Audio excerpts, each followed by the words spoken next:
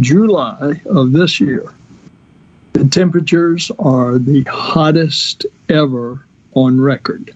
That's the assessment from climate experts and leaders at NASA and NOAA, the National Oceanic and Atmospheric Administration, who said Monday that 2023 could end up being the warmest year since record-keeping began in the mid-1800s. The heat may seem like old news to anyone who experienced broiling temperatures last month, but NASA Administrator Bill Nelson said the warming planet was also fueling disasters from flash flooding in Vermont to deadly wildfires in Hawaii. And of course, what we're watching in real time, the disaster that has occurred in Hawaii with the wildfires, which were in part fueled by a typhoon or hurricane that was out in the Pacific. A blaze that incinerated a beach town on Maui has become the state's worst ever natural disaster and led to the largest number of deaths from a U.S. wildfire in more than 100 years. Both local and global changes may have contributed to the scope of the inferno. Gavin Schmidt is a climate researcher and director of the NASA Goddard Institute for Space Studies. There are local situations right on Maui that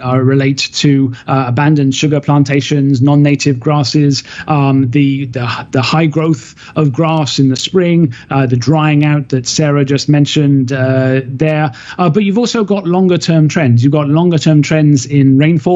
So storm tracks have been moving north with climate change. Hawaii has been getting, in general, less rainfall decade by decade.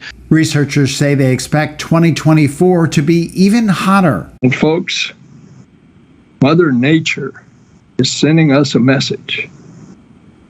And that message is we better act now